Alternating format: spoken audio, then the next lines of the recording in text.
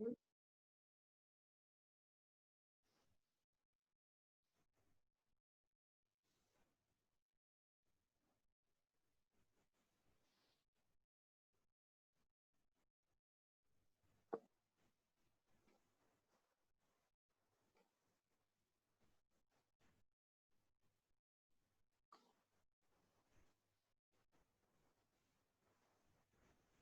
gente.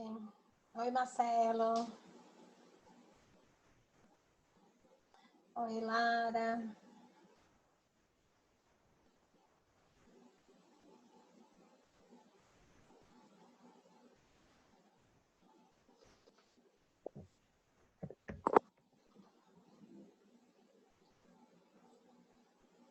Achei que ia ter aula de professor Rodrigo. Foi? Ah, não. Foi Hoje a aula é comigo. A gente está compensando. Lembra que ele deu por mim na semana retrasada? semana Eu atrasada, tava né? doente, ele deu por mim. Então, Sim. hoje semana passada eu dei no lugar de paisagismo, essa semana eu estou dando no lugar dele. Aí semana que Ah, tá. vem já normaliza. Eu vou ficar na terça, mas vou dar também na quinta, viu, Marcelo? Dá uma olhadinha na programação, Tudo bem. porque semana que vem eu vou dar na terça e na quinta. Deixa eu confirmar isso mesmo, terça e quinta. E aí, na semana seguinte, eu vou dar terça e quarta, que já vai ser a apresentação final de vocês, porque também o professor Joaquim já não vai mais dar aula, eu acho que ele já vai ter concluído, se não me engano é isso. Mas aí até lá a gente checa com ele se ele concluiu mesmo. Oi, Carla. Quem entrou Oi. aí? Camila, Jane. Oi, gente.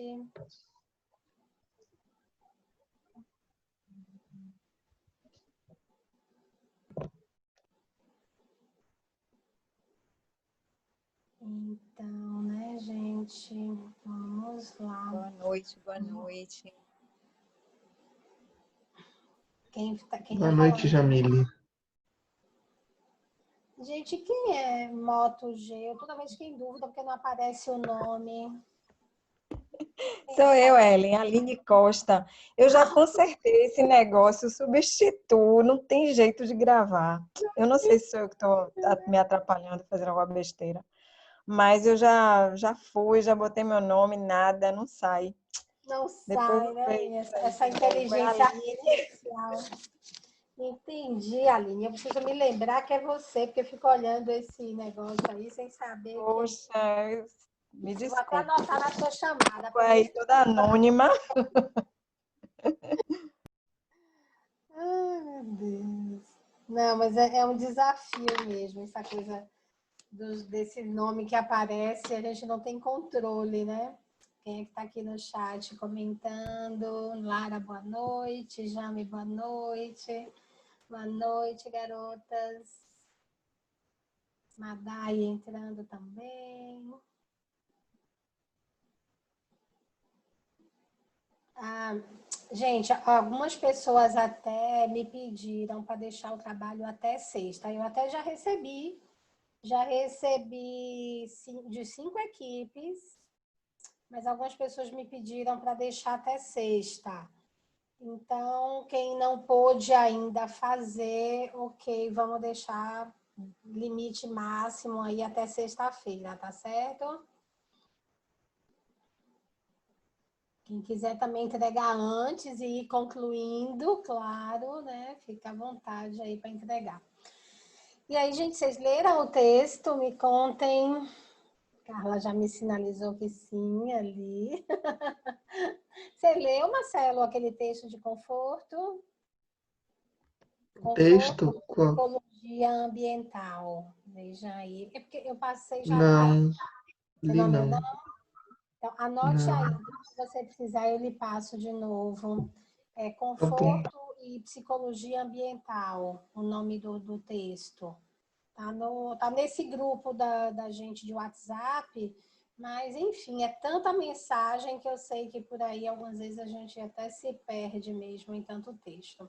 Então, quem não leu ainda, espero que a maioria tenha lido, porque de qualquer forma eu não vou conseguir falar de tudo do texto. Então, minha ideia é fazer um pouco um resumo, né? E também ouvir um pouquinho de vocês. Vocês sabem que eu não gosto de falar sozinha, não. Eu quero ouvir. Pois é. Então, Carlinha, que está logo ali na frente, já está me olhando. Aliás, já se escondeu, nem se mostra mais para eu não perguntar nada a ela. Então, os que aparecem aqui, eu posso, né, ir perguntando por aí alguma coisinha. O negócio.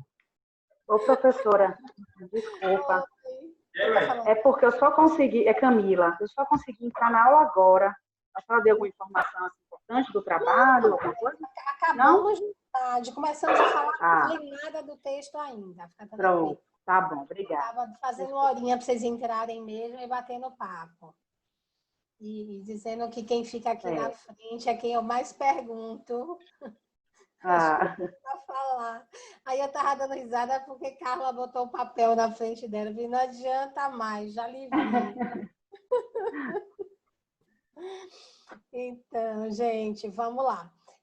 Sim, Camila, eu só fiz perguntar, né, se vocês tinham lido o texto, na verdade, de conforto e psicologia ambiental, porque, de qualquer forma, eu não vou conseguir falar de tudo do texto.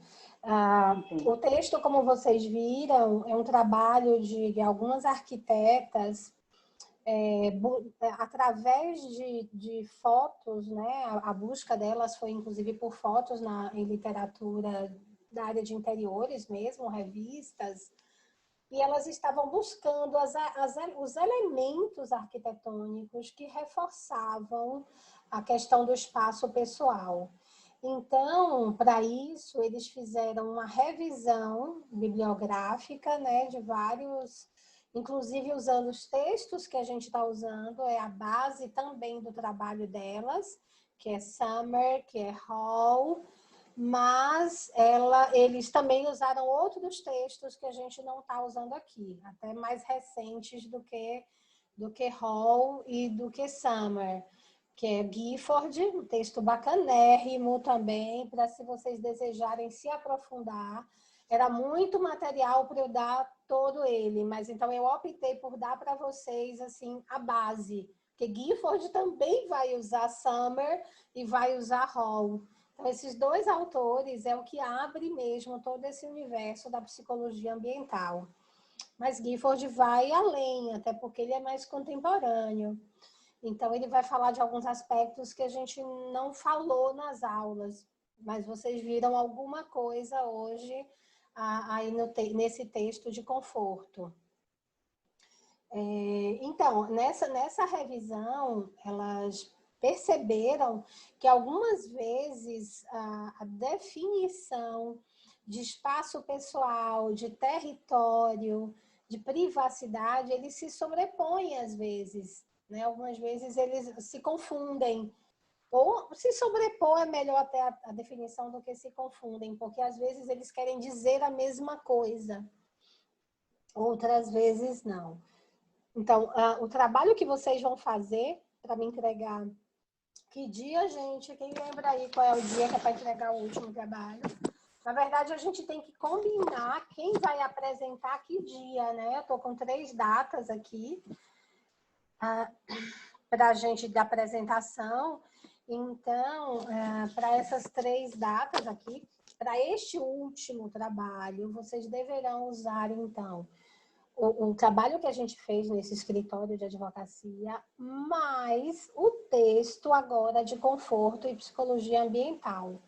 Ou seja, além daqueles elementos que a gente já viu de distância e de espaço pessoal, acrescenta-se a ele... ok, Dani, você entrou com o nome de Pedro, eu vi aqui, amor, eu vi que era você.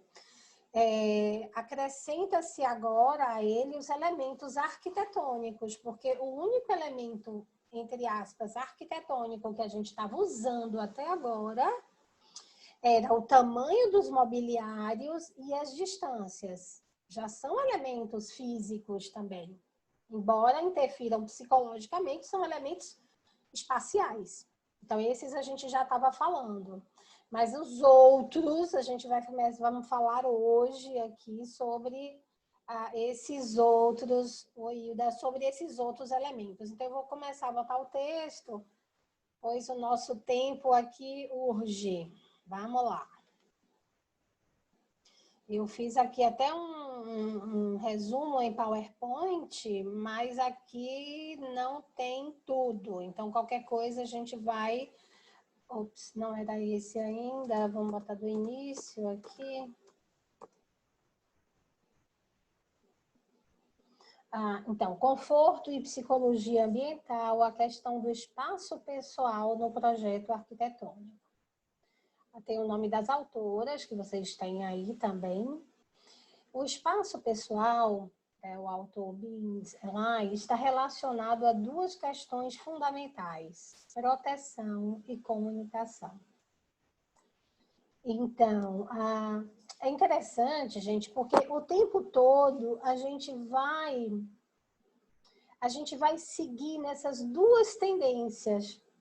Ao mesmo tempo que a gente precisa oferecer proteção ao sujeito, isso é um dado de conforto psicológico muito grande, a gente não pode isolá-lo.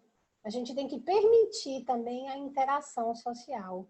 Então, digamos que aí reside, no equilíbrio desses dois, reside o nosso grande desafio. Como manter a interação, como manter a comunicação entre as pessoas e, ao mesmo tempo, mantendo o elemento proteção. A função de proteção serve para regular a quantidade de estímulos trocados. Claro, a gente já falou disso, aliás, a gente está falando disso o tempo todo, né? Essa relação dos estímulos trocados que a gente viu em Hall, o que eu percebo do outro, o que eu vejo do outro, né? O que me informam esses meus sentidos, está muito relacionado com que nível de interação eu desejo ter com esse outro, não é verdade?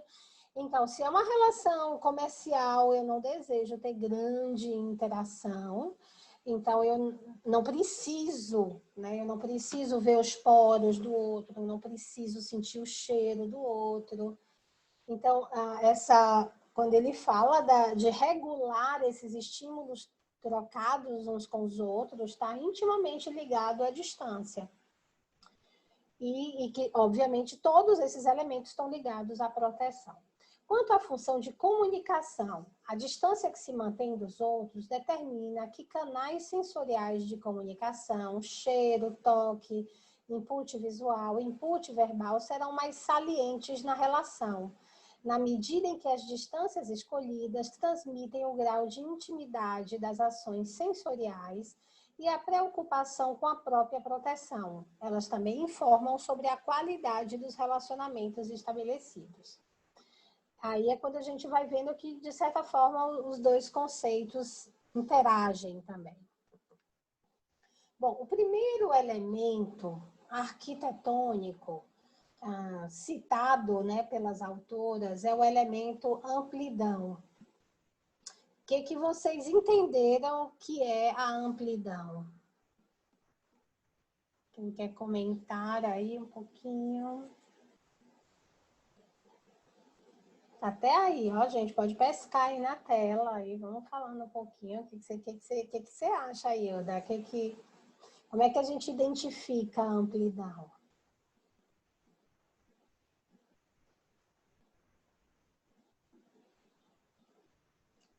Bom, você vê que o autor vai dizer que a amplidão, que é um elemento muito comum nosso, né? Assim, do pé direito alto, de iluminação abundante, não é só o tamanho. E eu não te ouvi, viu? Se você falou algo, não te ouvi. Porque eu estava, assim, a forma de colocar, é claro, né? Mas exatamente isso que você está falando, que eu, no caso, estava, né, para poder ser colocado. Porque realmente essa coisa do vidro, né, do espelho na parede, do pé direito, como você falou, a iluminação, porque ela vai transformar o ambiente, modificando com essa iluminação o espaço. ela vai ser mais claro, né? Uma janela, por exemplo, essa claridade de uma janela também não é, Ellen? Sim, Porque muitas ela vai janelas dar são importantes para dar a base, sensação de amplidão, muita luz natural, né? Sim, então, sim. elementos naturais, exatamente. Então, dessa forma, eu acho que assim, até aquele próprio quartinho pequeno, mas que tenha tudo isso, essa parte, esse conforto, né, de ter esses espaços maiores, como o pé direito, como um janelão, uma parede inteira de janela, como a iluminação bem adequada, ela realmente vai possibilitar esse equilíbrio de espaço, né? De aumento de espaço. Usando esse exemplo que você deu, aí se a gente for comparar, já que você está falando de um espaço menor que dê a sensação de amplidão, se eu for comparar um com janela e um sem janela, é óbvio que o com janela vai me dar muito mais sensação de amplidão, vai me dar muito menos sensação de claustrofobia, por exemplo, do que um espaço pequeno sem esses elementos. Mas o autor aqui até não está nem tanto falando, embora interfira na sensação, ele está querendo dizer também aqui que o ambiente amplo, isso até vai aparecer em outro momento, ele é o ideal para a interação de pessoas que não se conhecem, mais do que interação para a ocupação de pessoas que não se conhecem. Ele possibilita maior conforto psicológico, por exemplo, um shopping, especialmente hoje, com aqueles tetos todos de vidro, né? Então, aquele espaço amplo e aquela iluminação, hoje já dá muito mais sensação de acolhimento para eu circular com muita gente que eu não conheço, né? Elas estão ali circulando e as pessoas estão confortáveis. Então, Então, por quê? Porque por isso que os shoppings, então, são assim, bem abertos, aquela parte principal do meio, para poder dar essa sensação, além, é claro, das escadas rolantes, dessas coisas. Mas ele abre mais justamente por isso, Ellen?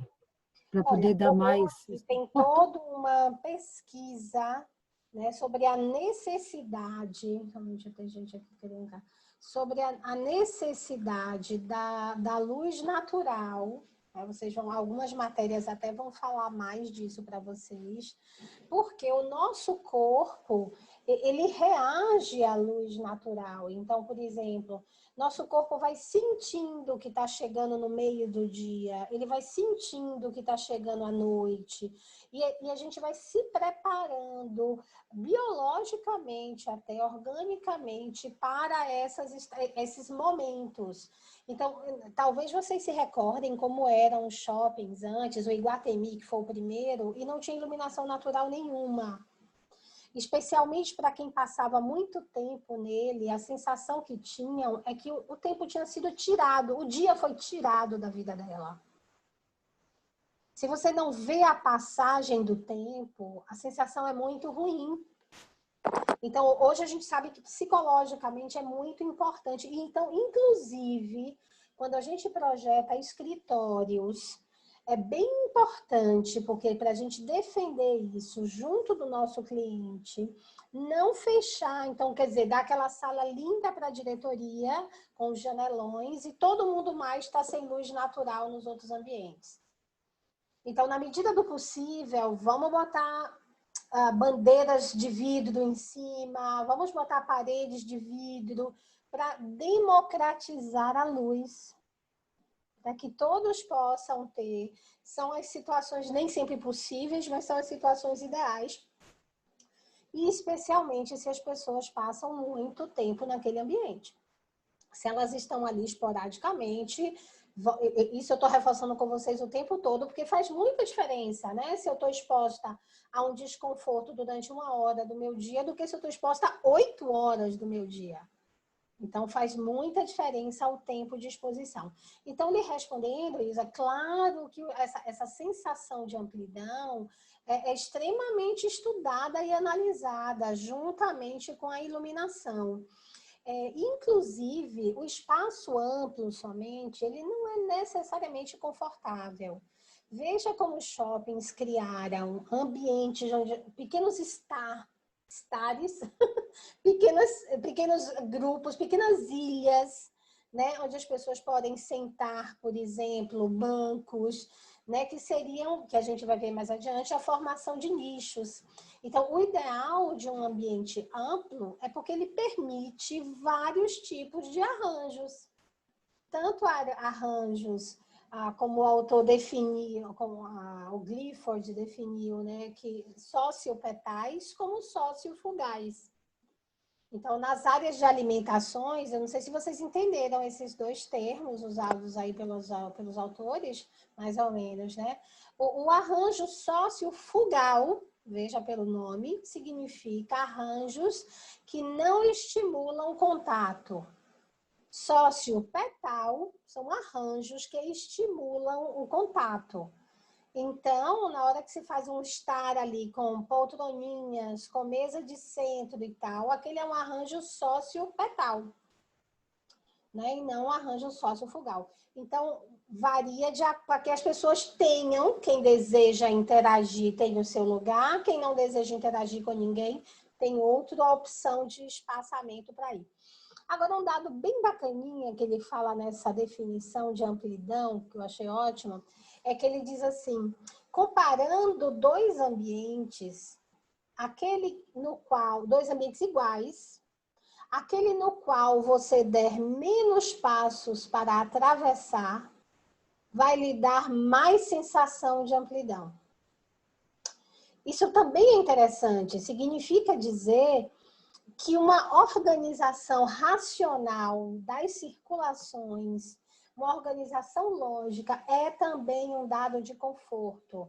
Eu preciso, quanto maior o ambiente, mais eu preciso entender onde estão as saídas, né? Mais eu preciso saber onde são as minhas rotas. Então, isso tem que estar claramente definido, tem que ser bem lógica, bem racional esses caminhos, e não uma coisa tortuosa, tipo a Etna e o Toque-Toque, sabe? Que é aquela coisa de louco, que você fica dando aquele monte de volta, aquilo é um estudo para aumentar o consumo, mas é bem questionável. Algumas pessoas também deixam de ir porque não querem, para comprar um item, ter que rodar a loja inteira, né? Então, algumas pessoas acabam não indo para esses lugares porque acham realmente... A sensação que você tem que o ambiente é pequeno, que o ambiente é superlotado, que ele é confuso, que é de um labirinto. A sensação é de um labirinto. Então, a sensação de amplidão vem também com percursos racionais, lógicos. Agora, quando a gente fala em espaços amplos, pés direitos duplos, iluminações, a gente também tem que ter cuidado porque há de haver, é preciso que haja uma proporção entre a largura de um espaço e a sua altura. Um espaço muito pequeno e muito alto lhe dá a sensação de que você está num buraco. Então, ele também não é agradável. Então, há que haver uma certa proporção. Por exemplo, os espaços nos aeroportos, os aeroportos são tão grandes que você tem a sensação que o pé direito é baixo. Na verdade, o pé direito ali não é baixo. Mas, como ele é muito largo, é como se um pouco eu achatasse aquele pé direito. Mas, ok, ainda dentro do conforto, claro. Então, por exemplo, numa situação, eu acho que eu já comentei isso com vocês. Você está fazendo, por exemplo, um closet. Esse closet é um corredor, passagem para um banheiro, por exemplo. E eu decido, como é uma passagem exclusiva, não botar portas nesse closet, tipo o seu aí, o closet aberto. Dá para eu ver que o seu closet é amplo, na largura também. E que você usou bem as alturas. Porque quando esse lugar é alto e é muito estreito, eu tenho a sensação de que as coisas estão caindo em cima de mim. Então, não é uma sensação agradável também. É a relação entre a distância e a altura. A gente viu isso também num trecho do texto de Summer, de Espaço Pessoal. Então, às vezes é interessante, por exemplo, fechar uma parte desse closet em cima e só deixar aberto embaixo, de uma certa altura para baixo, se o pé direito for alto, porque fica ao alcance da minha visão. Eu não preciso fazer muito esforço para olhar para cima. Especialmente isso acontece às vezes em casas, que o pé direito é mais alto do que o de apartamentos, e às vezes a pessoa quer explorar ao máximo o pé direito, mas isso não funciona se o espaço for muito pequeno. Isso funciona se o espaço é amplo e se eu tenho distância confortável para ver a altura. Se eu não tiver distância para ver a altura, melhor usar um outro recurso. Deixa eu ver aqui o que mais a gente tem nesse texto. Então, cores claras também. Então, se a gente tem espaços pequenos, vamos evitar cores escuras, porque elas também vão aumentar a sensação de confinamento, né? Aqui são sensações que dão esse sentimento de amplitude. E claro, quando a gente tem um ambiente amplo e a gente opta por usar nichos, como a gente vai falar, nichos sejam com mobiliário, sejam com barreiras de algum nível, elas têm que ser desenhadas de forma que não comprometam a sensação de amplidão. Boa ideia, já começamos aqui. Alguma dúvida, gente, sobre essa questão da amplidão? Ellen, sobre também essa coisa do piso, ele em outra altura também, no mesmo ambiente, ela dá essa amplidão também? Sim. Não, o piso aí, assim como os demais elementos, as cores claras vão favorecer também a sensação de amplidão. Agora, se você tem de fato um grande ambiente, aí você tem que estudar esse piso de acordo com o fluxo, né? Se esse piso deve ser resistente para o fluxo, deve evitar ser escorregadio. Por exemplo, via de regra, por praticidade, os shoppings usam muito granitos. O granito é menos escorregadio até do que o porcelanato, por exemplo. Mas ainda assim é cansativo andar num piso em que você vai escorregando um pouco que seja. Então, um piso mais antiderrapante geraria muito mais conforto e segurança, mas vai ser mais trabalhoso. Então, eles ficam tentando equilibrar a questão da segurança com a questão da praticidade. O ruim é porque, às vezes, eles botam uma resina. Então, um piso que não era tão polido assim se torna escorregadio por causa da resina colocada, né? Mas eu falo em termos assim, de altura. Um piso Altura tal do e piso. ter um ambiente com outra altura. Então, eu não entendi. Isso dá também? Sobre a altura do piso, por exemplo, ter um ambiente e depois ter outro piso com outra altura, fazendo outro ambiente. Também dá? Olha, esse elemento vai aparecer daqui a pouco em desníveis de piso e forro. Então, vamos esperar que é outro elemento arquitetônico que o autor vai falar também. Então, já falamos de amplidão. Depois, quem não leu, veja os exemplos que ele cita, né, de amplidão. Deixa eu ver se eu até cito um aqui, só um minutinho. Temos os nichos. A gente vai para os nichos daqui a pouquinho. Nesse tópico aí, ele só cita que você pode, no espaço amplo, usar nichos, o que significa que você pode criar mais de uma opção de acomodação mesmo, de conforto, né? Aqui, por exemplo, vocês estão vendo essa imagem do restaurante?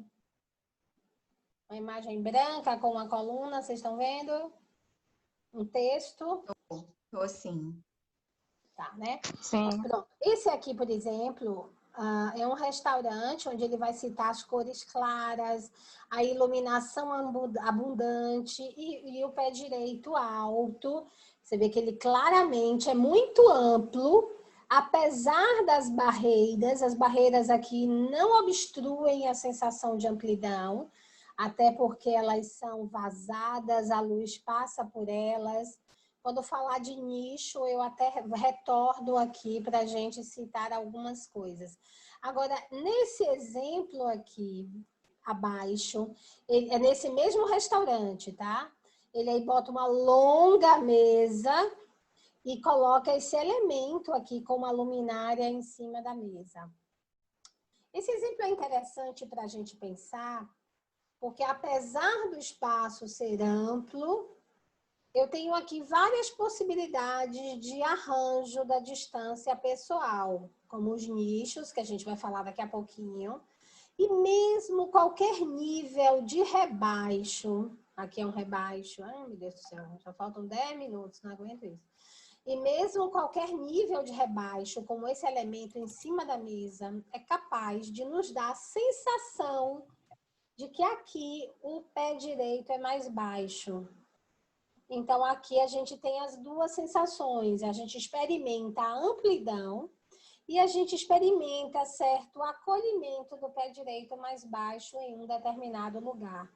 Então, luminárias, mas isso eu vou reforçar quando falar de desnível de piso e teto. Vamos voltar aqui para o nosso texto. Peraí.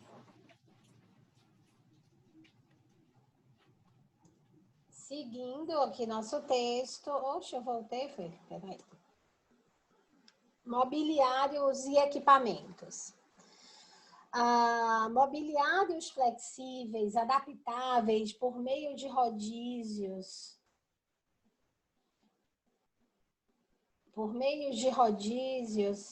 E equipamentos de tecnologia sem fio permitem diversos arranjos de acordo com as atividades a serem desenvolvidas, contribuindo para a adaptabilidade do ambiente. Apesar de recorrente em projetos de escritórios recentes, os projetistas devem estar atentos à necessidade de garantia do espaço pessoal em meio a tantas opções de arranjo. Ele aí cita, né, esse escritório, o Oxygen Media, onde o design do mobiliário permite vários arranjos e possibilidades de interação de acordo com as exigências do espaço pessoal a cada momento, ou da motivação proposta pelo trabalho a executar. Ou seja, a mobilidade, por exemplo, né, que nós temos hoje dos equipamentos sem fios, de você poder pegar seu notebook, trabalhar na sala, trabalhar embaixo de uma árvore, né? Esses elementos todos favorecem, mais uma vez, digamos assim, essa questão do espaço pessoal, porque ele vai se adequar ao meu desejo naquele momento. Seja um desejo de interação, eu levei o computador para trabalhar junto com a família, por exemplo, ou seja um desejo de afastamento, ao contrário, eu levei para ficar sozinha num canto, é outra possibilidade. Então, a mobilidade é sempre bem-vinda. Porém, vocês verão na prática de vocês que a mobilidade costuma ser um recurso caro. Então, mobiliários com rodízios, mobiliários que podem ser rearranjados a depender do tipo de atividade naquele espaço, naquele momento, costumam ser boas soluções, mas também costumam ser soluções mais caras do que soluções fixas. Então, a gente vai ter que equilibrar aí essa necessidade, né, quando especificarmos um tipo de mobiliário assim, porque algumas coisas não são fixas o suficiente. Uma delas é a iluminação, que por mais que a gente tenha trilhos, não é tão simples eu ficar relocando mesa de lugar, por exemplo. Ou os pontos elétricos. Então, os wireless são ótimos, mas em algum momento eles precisam ser alimentados. Então, essas, na verdade, ainda são elementos que nos prendem a determinados lugares, porque a gente precisa recarregar, né, nossos equipamentos em algum momento, seja o celular, seja o computador, ou qual elemento mais a gente esteja usando. Mas a mobilidade... Por quê? Porque a mobilidade, assim como os nichos que foram falados antes no espaço aberto, permite o ajuste das distâncias, de acordo com a minha motivação pessoal ou a motivação do meu trabalho. Ou seja, na hora que eu torno isso adequado para a tarefa, para aquela personalidade, eu estou trazendo conforto. Então, é um espaço propiciando o conforto. Vocês devem saber e devem ter visto já os escritórios da Google com seus diversos arranjos livres Em alguns lugares sequer tem cadeiras, as pessoas trabalham em puffs ou trabalham naquelas bolas de pilates sentado. Então, assim, nenhum mobiliário é confortável durante muitas horas de uso. Houve uma experiência muito interessante feita na Finlândia, porque se achou, não, então os postos sentados são muito limitadores, limitam a circulação, aproveitando que Carla se rearrumou aí, são ruins para a coluna, quer dizer, muito tempo sentado é horrível, né? É ruim para a circulação, é ruim para um monte de coisa. Então fizeram postos de trabalho em pé, porque as pessoas poderiam andar, poderiam voltar e também concluíram que outros problemas aconteciam. Também não é bom para a circulação ficar muitas horas em pé. É o que sofre muita gente que trabalha nessas áreas, né? Que ficam em pé muito tempo. Policiais na rua, por exemplo. E entre tantas outras tarefas, né? Que tem muitas horas de turno de pé. Então, não foi a resposta. Isso não é a resposta ainda. Então, na verdade, hoje, a Finlândia, por exemplo, tanto em algumas áreas do trabalho como nas escolas, ela oferece variedade de locais e de arranjos. Então, numa sala de aula na Finlândia, gente, e eu vi isso, não só ouvi falar, não, eu vi isso, tem sofá na sala. Então, se você não está afim de ficar sentado na sua cadeira e na sua mesa, você senta no sofá. A responsabilidade de assistir é sua, o interesse é seu. Quer dizer, é uma cultura muito menos paternalista nesse sentido. E funciona. E isso sim é confortável. Então, na hora que eu tô a fim de ficar sentada com a perna para cima, eu fico. Na hora que eu tô preferindo ficar concentrada, sentadinha normal, eu fico. Então, esses arranjos que geram conforto, que possibilitam mais horas de concentração e de conforto, sempre vão ser melhores, né? Sempre vão ser mais indicados. Mas é óbvio que eu sempre tenho que analisar, a gente vai falar disso também um pouquinho mais adiante, a gente sempre tem que analisar que tipo de tarefa, para que tipo de tarefa estamos desenhando. Tá? Isso também vai fazer diferença. Barreiras visuais e acústicas. Gente, se vocês quiserem falar alguma coisa, levanta aí a mãozinha, tá? E a gente vai falando também, para não deixar passar muito tempo de um item para outro. Barreiras visuais e acústica. A questão social, que a gente já falou daqui, da segurança e da proteção, que a gente viu desde o início, para quem chegou aí um pouquinho mais atrasadinho hoje, que o nosso desafio é oferecer segurança, proteção e comunicação, tá? Não vamos esquecer disso. Então, a questão social da segurança e proteção dos usuários, colocada, né, por Gifford, que foi aquele autor que eu comentei com vocês que, para quem gostou muito dessa área, é legal se aprofundar. Eu sei, né? Por isso mesmo que ela tá aqui. Eu cheguei atrasada, eu sei, viu? Eu tava pensando em você mesma. Então, para quem se apaixonou daí como eu, não deixem de ler Gifford também. Então, o que ele vai dizer? Que essa questão influencia o espaço pessoal, podendo materializar-se em barreiras visuais e ou acústicas. Em ambientes públicos, a sensação de segurança é necessária para a caracterização do espaço pessoal. Por exemplo, para que um indivíduo sozinho se sinta confortável nesse tipo de ambiente, um ambiente público, necessita ter a maior visibilidade possível, que pode ser alcançada por uma localização estratégica e protegida. Vocês querem ver uma coisa interessante? Vocês devem conhecer a Praça Ana Lúcia Magalhães. Ana Lúcia Magalhães na Pituba. Eu acho que essa praça foi assim a retomada da população baiana aqui, as praças. E é uma praça pequenininha, mas ela tem uma característica muito curiosa. Primeira, ela lhe dá uma sensação de muita segurança, porque ela é uma ilhazinha no meio de um monte de área, principalmente de comércio, que ficam abertos até tarde. E você facilmente tem uma sensação de controle da área. Então, assim, isso favorece que as pessoas se sintam seguras e utilizem aquela praça.